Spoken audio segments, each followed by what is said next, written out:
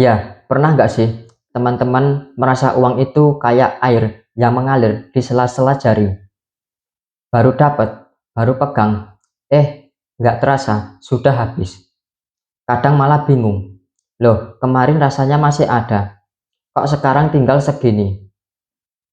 Nah, saya mau ajak teman-teman duduk santai sambil ngopi atau minum teh untuk ngobrol tentang cara mengatur keuangan ala anak desa. Ya, cerita ini bukan teori dari buku tebal, tapi pengalaman nyata dari hidup di desa yang pasti bikin kita mikir. Ternyata tinggal di desa itu bukan halangan buat punya keuangan sehat dan mimpi besar. Oke, kita langsung saja menuju ke penjelasannya. Nomor satu, hidup di desa dan pelajaran dari orang tua. Ya, saya lahir di sebuah desa kecil. Jalan utamanya cuman selebar 2 mobil. Di kiri kanan ada sawah. Dan jika sore suara jangkrik jadi musik pengantar tidur. Orang tua saya, terutama bapak, selalu bilang, uang itu kayak bibit. Jika Anda tanam sembarangan, ya nggak mungkin akan tumbuh. Tapi jika Anda tanam di tanah yang tepat, nanti dia bisa berubah menjadi lebih besar. Ya, bapak bukan seorang kaya. Beliau buruh tani. Penghasilannya kadang cuma cukup buat makan sehari-hari. Tapi yang bikin saya kagum, bapak nggak pernah pusing jika tiba-tiba ada kebutuhan mendadak. Selalu ada uang cadangan yang beliau simpan, entah di laci, di kaleng biskuit, atau di bawah kasur. Ya, dari situ saya belajar.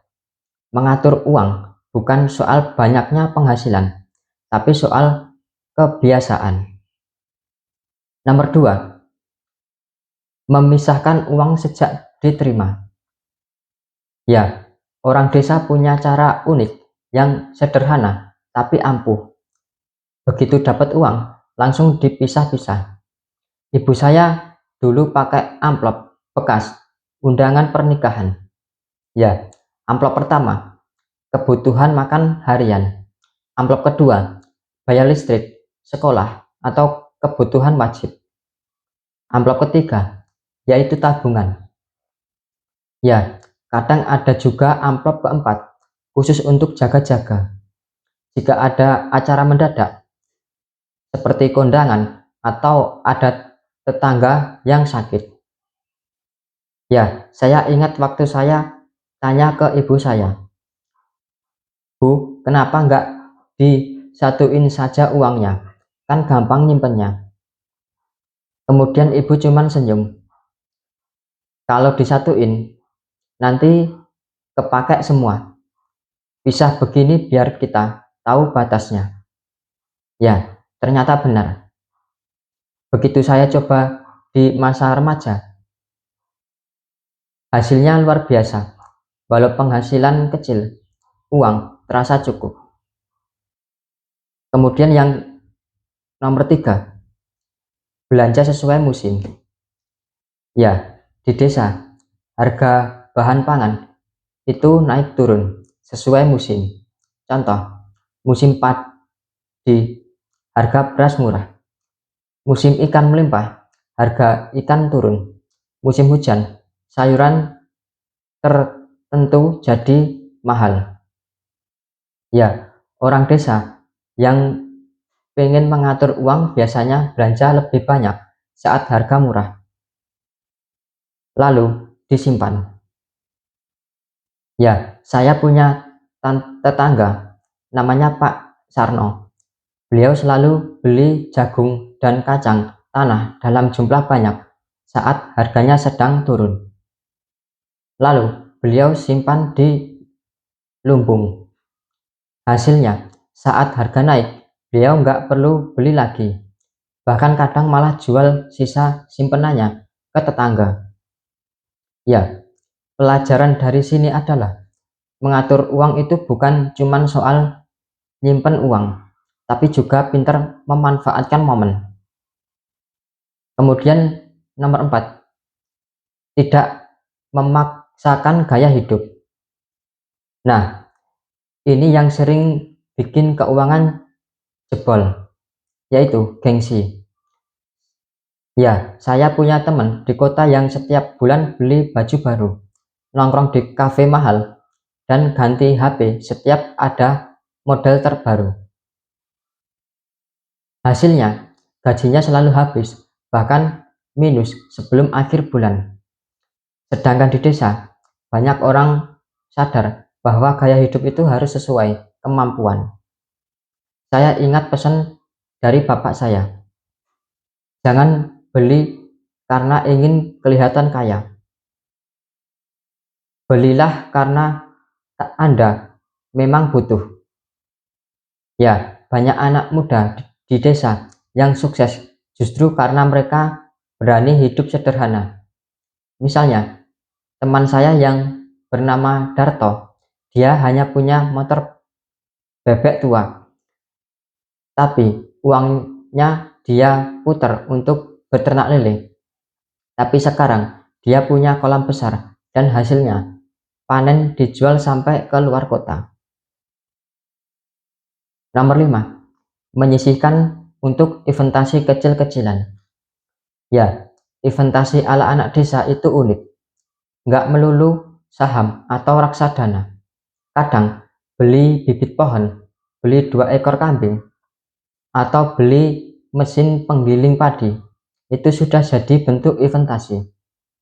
Ya, saya sendiri dulu memulai dari modal kecil.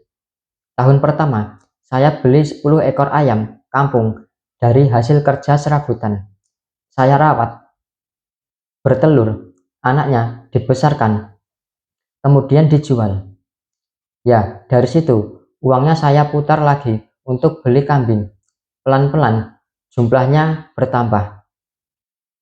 Ya, kuncinya satu, tidak buru-buru menghabiskan uang untuk kesenangan sesaat, tapi memutar uang untuk menghasilkan lagi. Kemudian nomor 6, menabung dalam bentuk barang. Ya, ini trik lama tapi masih ampuh di desa. Menabung bukan cuma uang, tapi juga barang.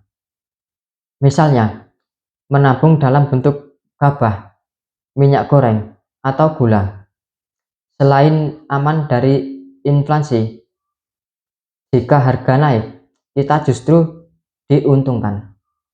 Ya, tetangga saya yang namanya Bu Warti punya kebiasaan membeli 1 liter minyak goreng setiap minggu. Bahkan saat dia nggak membutuhkannya, setahun kemudian, saat harga minyak melambung, dia punya stok banyak dan bahkan bisa menjual sebagian ke tetangga dengan harga miring.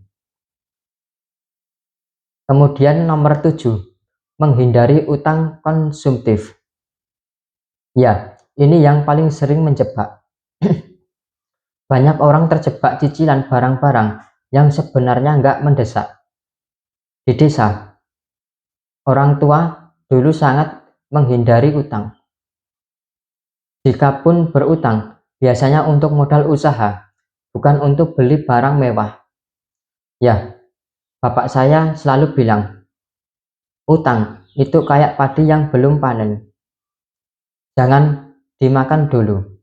Kalau Anda makan sekarang, nanti nggak punya lagi buat stok besok. Kemudian nomor 8, konsisten dan sabar. Ya, semua cara tidak akan berhasil jika kita nggak konsisten. Mengatur keuangan ala anak desa itu ibarat menanam pohon. Awalnya mungkin terasa lambat, tapi jika sabar, buahnya akan dinikmati di masa depan. Ya, saya pernah lihat sendiri tetangga yang tiap minggu menabung cuma 5.000 di celengan. Akhirnya bisa beli kambing dalam setahun. Dari kambing itu berkembang jadi 2, 3, sampai punya belasan. Semua dimulai dari kebiasaan kecil yang dijaga terus-menerus. Ya, teman-teman semua, mengatur keuangan itu bukan soal seberapa banyak uang yang kita dapat, tapi seberapa bijak kita menggunakannya. Hidup di desa justru mengajarkan kita banyak hal, yaitu menghargai setiap rupiah, memanfaatkan musim dan peluang, menghindari gengsi, menyisihkan sedikit untuk masa depan. Ya, jika kita terapkan prinsip ini, pasti hidup kita lebih tenang, keuangan lebih aman, dan mimpi besar pun tetap bisa dicapai meski dari kampung kecil kita.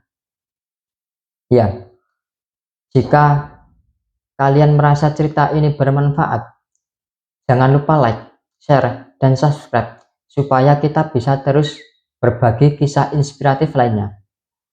Karena ingat, sukses itu bukan ditentukan dari di mana kita tinggal, tapi dari bagaimana kita mengelola yang kita punya. Salam dari saya, Dosis Pas.